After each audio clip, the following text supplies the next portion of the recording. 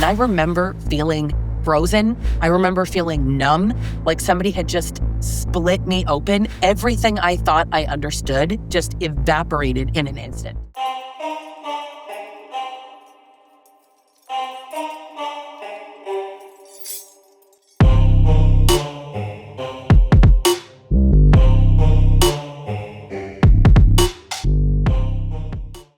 They said you were too sensitive, too emotional, too much. Hi, I'm Lisa Sonni, and this is Real Talk with Lisa Sonni, Relationships Uncensored.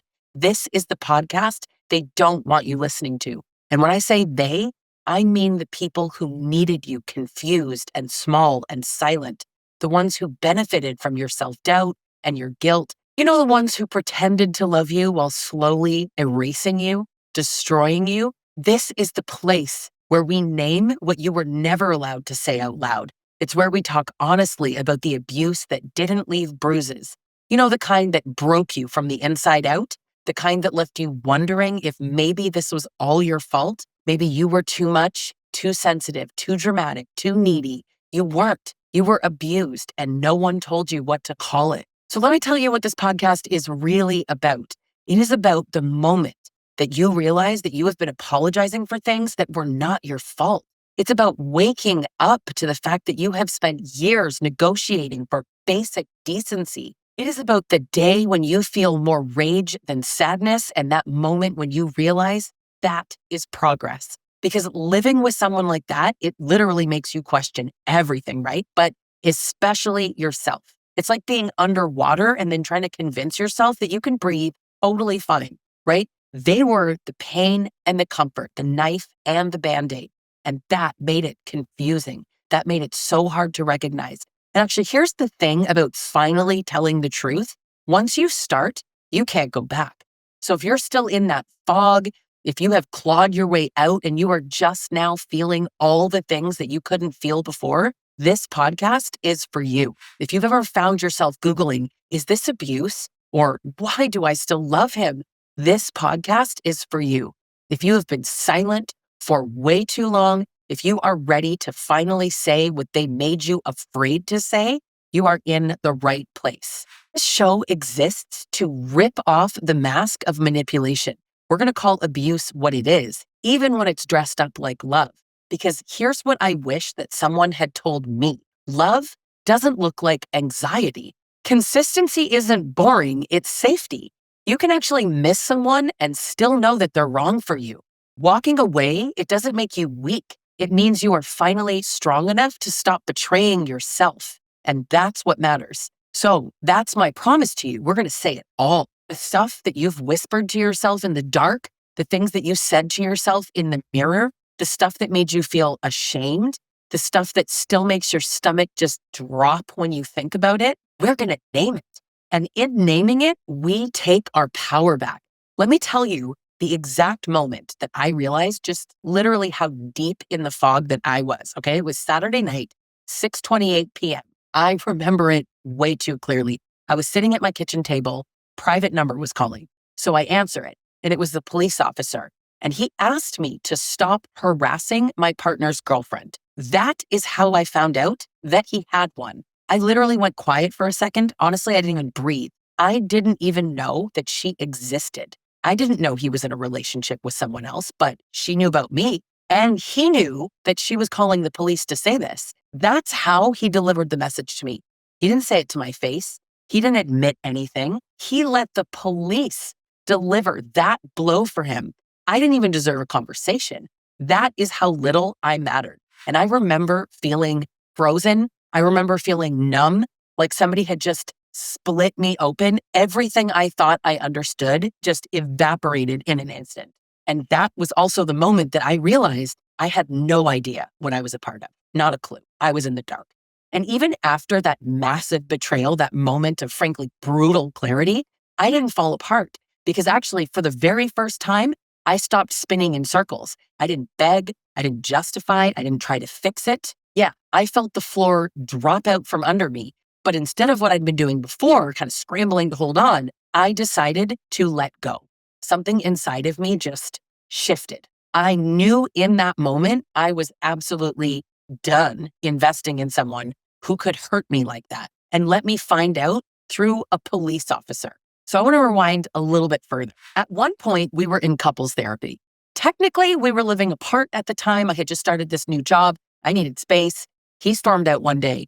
And the story of what made us live separately is wild, but I think I'm going to leave that for a different episode. Anyway, so we were very much still together. That therapy was actually the first time that he'd ever been asked to look at himself by someone else. The first time that we had done couples therapy was useless, absolutely useless. But this therapist, she started asking real questions. She started to name his behaviors right to his face. And instead of hearing it or like reflecting, he turned it on me. I know the pressure of being confronted just pissed him right off. He started coming into our home in the middle of the night. He'd moved out, right? Drunk, screaming at me while I slept. He'd stand over me, yelling, pretty much not even coherently most of the time. And if I didn't engage, right? If I didn't argue, he would drag me out of bed by my feet. If I tried to leave the room, he would follow me through the house, escalating for hours. And then when we had therapy, I would tell the therapist. And honestly, she saw what was happening. I didn't. Shockingly, I didn't. She told me she had to end the sessions. She was like, and I will never forget this, Lisa, you are not safe. Even then, I honestly don't know if I fully believed her. That's how deep in the fog, in the confusion that I was. And frankly, that's what abuse does, right? It changes your perception. It teaches you that chaos is normal. Pain is just love with, sharp edges, right? 8 months later, I actually reached out to that same therapist, but this time for individual therapy. And during one of those sessions, she said something that just cracked me wide open. And she said it so matter of fact. You're trauma bonded, she said. I did not understand that. I didn't understand anything about it. I'd heard about addiction, codependency, even low self-worth, but trauma bonding, that made no sense to me. I thought I was broken. But the more she explained, the more everything literally just clicked into place for me. I wasn't addicted to him. I was addicted to the cycle, to all these highs and lows, to that whiplash of going from I hate you to I can't live without you. Maybe even to the hope that that good version of him, the one that held my hand and made me laugh and promised me the world, would finally stick around and finally treat me with basic human decency. But it was the first moment that I actually saw it so clearly for the very first time. I wasn't crazy. I wasn't hopeless. I wasn't weak. I was trauma bonded. It gave it a name. And that realization didn't just help me start healing. It literally changed everything. It was like putting on glasses for the first time. Everything came into focus for me. The way that I minimized his cruelty, the way that I just twisted myself to justify all of his stupid choices, the way that I accepted his sad little breadcrumbs. I became obsessed with understanding it, the psychology, the conditioning, the patterns. And I couldn't keep that to myself. I literally felt like I had just uncovered a secret that could save other people. It's what led me to start talking about it on social media. Because here's the thing. If me, someone smart and strong-willed and outspoken, could be this lost, then I knew that thousands of other women were out there lost in exactly the same confusion that I was. People that knew me then, I tell you, they would never believe that I was being abused if I had told them. I was too smart. I was too strong. I was too opinionated. And yet I was. And ultimately, that is why I started Stronger Than Before, my coaching practice. And it's why I've created this podcast. Because the most dangerous kind of abuse is the kind that convinces you that it's not abuse. The kind that hides behind charm and inside jokes. The kind that leaves no marks, but leaves you feeling completely gutted and destroyed. I wanted to name it. I wanted to call it exactly what it is so that it can't hide anymore. Let me tell you what questioning myself really looked like. It looked like knowing he was out of line and still doing absolutely nothing. It looked like asking him what time he'd be home, not because I was trying to be controlling, but because I needed something to kind of ground myself, when to expect him. It's perfectly normal. And then being told that I was too needy or that I was controlling or too much. It looked like him disappearing from like midnight to 9 a.m. and expecting me just not to ask where he'd been. No message, no explanation, just complete silence, followed by his outrage if I even asked a question. I remember he always used to say to me, I'm a grown man. What do I have, a curfew now? And I started making excuses for him. He's stressed. He just doesn't know how to handle emotions. He had a hard childhood. His mom is really bad. His dad is awful. He's just struggling right now. I would always tell myself this, But I told myself that the life that he asked for, the house, the relationship, the commitment, was what he wanted. He said he wanted it. He was the driving forward motion of our whole relationship, not me. And then I completely watched him opt out of even participating in it. I was in a relationship with a ghost, someone who wanted the image, but not the effort. And yet there's me, right? Clinging to hope for dear life. Hope that, I don't know, one day things would change, that he'd grow up, that we'd stop fighting, that he'd finally hear me. Man, I was living on hope, not in reality at all. And you don't realize how warped your perception has actually become until you're out, until you've completely escaped. You don't even see how much you have shrunk until you finally have room to like stand up straight and kind of stretch. That shrinking, that silence, it's not weakness, it's survival. It was my nervous system the whole time trying to keep me safe. And I started crying in secret, right? Locked in bathrooms and closets, because if I cried in front of him, he would mock me, he would laugh, or worse, sometimes he would get really angry. So I cried in the bathroom, into towels, my hands, pillows. I always tried not to make a sound because even that felt dangerous. Do you know how to cry in absolute silence? Many of us do. And I actually started to think that maybe I was the problem, right? That I was too demanding. Maybe I expected too much. Eventually, through all of this, I just stopped standing up for myself at all. And I haven't even mentioned the emotional labor, right? The constant invisible work of managing everything. Him, his moods, the constant invisible work of managing everything. Well, him mostly, right? His moods, his reactions, his energy. I felt like a friggin' human thermostat. So if he came home in a mood, I had to adjust the temperature of the entire house just to keep things stable, right? If he was angry, I would shrink. If he was quiet, I would fill the space. If he was in a good mood, I would tiptoe around it, right? Because you don't want to break that moment. You don't want to make him go from a good mood to a bad mood. It was like being a stage manager of this one-man show. He gets the spotlight, right? You're back there pulling all these levers, making sure that nothing collapses. I didn't even realize how exhausted I was, right? But it is so exhausting. And not just physically, like soul level tired. I remember once deleting a voice note that I recorded during one of our fights. I had started recording things because I kind of needed to prove to myself, I guess, that they were real. I wanted to hear back what he would say so that I could remember how mean he was, hoping that I could detach, basically. The whole time that I went to play it back, I have to tell you, hearing myself crying and apologizing or trying to explain for the 100th time why I was hurt, I felt sick. Like not even at him, at me. I couldn't even stomach the sound of my own voice. I couldn't even look at myself in the mirror. That is how far that I betrayed myself. I didn't just silence myself or my truth. I basically erased it. And here's the twist. I am not someone who lets people walk all over me. I am assertive. I have a strong personality. And honestly, I did speak up, frankly, over and over. But then that's what most of our fights were about. Me saying, this hurts me, and him saying, why are you always so dramatic? So many women tell me the same thing, right? I didn't just roll over. I fought, I cried, I begged. I explained myself so many times that I could recite it in my sleep, but still nothing changed. He was never going to change. My pain wasn't an accident. What I was missing the whole time, and many people miss, your pain is the point. When I finally spoke up, when I really said it out loud, I was lucky. My friends believed me. My family believed me. Some people were shocked. I have to admit, most people weren't. Even without seeing the abuse directly, they knew, right? They knew him. His family, that's another story. That is a completely different story. But the people closest to abusers, they often don't want to see it. Because if they see it in him, they actually have to reckon with where it came from, right? Or at least admit that they enabled it. So I want to talk about the trauma bond again, because I want to be really clear about what it is and frankly, what it isn't. Being trauma bonded doesn't actually mean that you're stupid. It means that you didn't know that it was toxic. You didn't know that it was abuse. It means that you were kind of hooked, but neurologically, biologically, yes, emotionally. It means that your brain learned that all these little tiny moments of love were worth suffering for, right? That being treated like basically garbage was just the price of how you get him to be affectionate or kind, the cost of the relationship. And then he would apologize after the abuse, right? You think that means something, that the I love you after the gaslighting made it okay, but you're not actually crazy for staying. We were conditioned. And so leaving, it's not always a single moment, it's a process. Maybe you leave emotionally and then mentally and then logistically and then finally physically. So when I say I get it, hear me. I really mean it. And I want to say this too before we wrap up this part.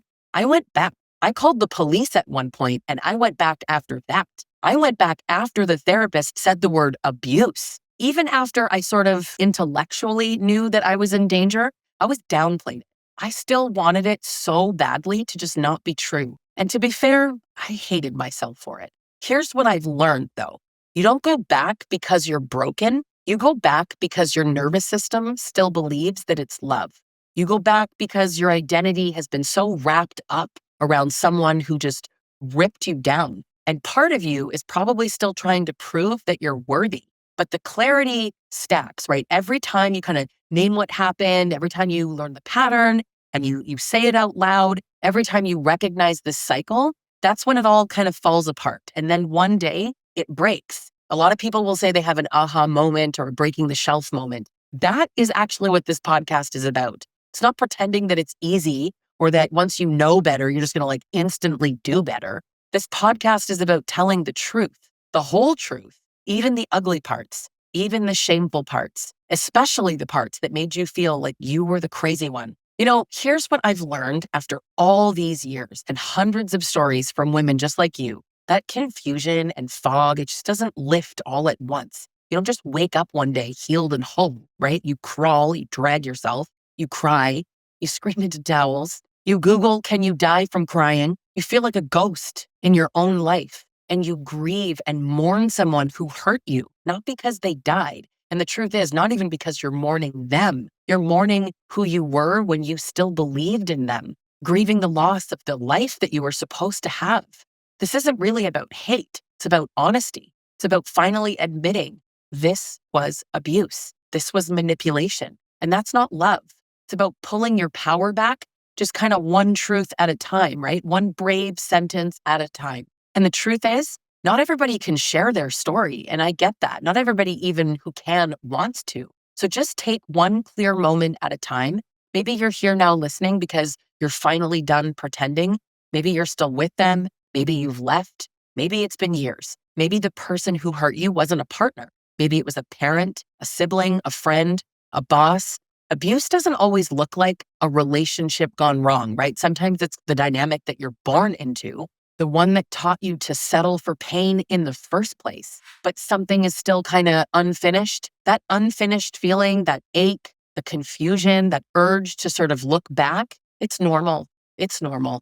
And it doesn't mean that you made a mistake. It means that you're healing. And healing for us doesn't always start with this brand new sunshine and puppies beginning, right? It starts with finally telling the truth, even if it's just to yourself. But the truth is this: you loved someone who didn't love you back in the way that you needed, in the way that you deserved, in the way that you were taught to believe that love should look. You kept loving them. Well, they just broke you piece by piece. You were living in survival mode. Your nervous system was just trying to protect you, even when it made you doubt your own reality. And that's what you were trained to do. I was trained too. I was trained to be the peacekeeper, the forgiver, the one who doesn't make a scene. I was trained to believe in the good in everyone. I was conditioned to kind of explain away cruelty as stress or a bad day. I was trained to believe that if I was struggling in a relationship, that it meant that I needed to work harder.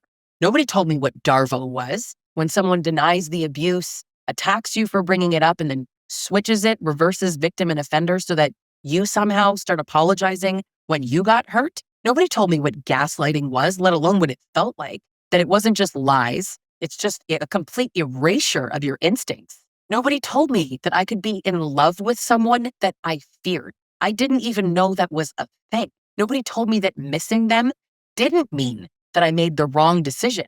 That's why I'm telling you, nobody ever asked me how I got so good at pretending, how I could make excuses for him without even thinking, right? How I could just plaster on a smile when my chest was basically caving in, right? We talk about trauma, but we don't talk about the performance that it forces you into. Just the way that you become like two versions of yourself, right? The one that people see and then the one that's falling apart when nobody's looking. But the truth is, I didn't learn how to split myself in that relationship. I grew up that way. I was raised to believe that having big emotions was inconvenient. that asking for help made me a burden, that speaking up made things worse. I didn't anticipate just how hard this is to even talk about, right? But I learned how to manage other people's moods, how to stay quiet, how to stay pleasant, how to just anticipate everybody else's needs before they even said a word, right? And just ignore my own completely. I wasn't taught to be emotionally honest. I was taught to be agreeable, to be easy, to not rock the boat. So by the time that I was in an abusive relationship, pretending, it was second nature to me. Nobody ever asked me how many times I rehearsed conversations in my head, trying to say the right thing, the calm thing, the thing that just wouldn't set him off, or how often I stared at the front door, begging the universe to just send me the version of him who would just be kind that day. We talk about red flags. We don't talk about that kind of slow, invisible unraveling of a woman's self-worth. Not about the way that you lose yourself just so quietly that you don't even notice until one day you hear yourself apologizing for just existing. And that is what this podcast is for. The truths that we were never asked to tell, the ones that we were taught to hide. So this is Real Talk with Lisa Sonni. This is where we name it. This is where we strip away the shame. We stare it right in the face. Because here's what I know now. It wasn't love. It was power. Even if you went back, even if you're still questioning, even if you haven't told a single soul, you are allowed to start healing right here, right now. And you don't have to do it by yourself. So what can you expect from this show? Well, we're going to talk about trauma bonds, what they feel like, how they're formed, how to break them. We're going to talk about why you tried so hard to earn someone's love, even when they made you feel worthless. We're going to talk about why it's so hard to walk away, even when every red flag is waving around in your face. We're going to talk about self-trust and rebuilding. And the first time you laugh again, like really laugh, like you feel it in your bones. We're going to talk about anger, guilt. We'll talk about that unbearable, profound loneliness that can come after leaving. We'll talk about what it finally means to come home to yourself. Now, some episodes will just be you and me, real talk, no filter. Sometimes I'll have guests, survivors, educators, experts, just people who get it because they've either lived it or they worked with it. But every single one is going to be really honest and raw, direct, grounded, and real. Because this podcast isn't just about understanding abuse. It's about reclaiming your clarity, your dignity, your life. We're going to talk about all kinds of relationships. And if you're still worried that you won't know when to leave, or if you're scared that you'll go back, if you're afraid that you'll never feel like yourself again, maybe you're still haunted by what if, or was it really that bad? Then I want to be the first person to tell you, you already know. You already saw it. You already felt it. Now we just kind of need to name it together. So make sure that you follow this podcast. Episodes will drop every Tuesday morning. You can find more from me at strongerthanbefore.ca. You can find me on Instagram and TikTok and YouTube, where I share free tools. I share videos to support your healing. But this podcast, this is where we're going to go deeper. I'm not telling these stories because I just enjoy reliving them. I'm telling them because there is a woman out there that is still living them. She's second-guessing everything, crying in silence, blaming herself. And until she finds the words, I'm going to keep using mine.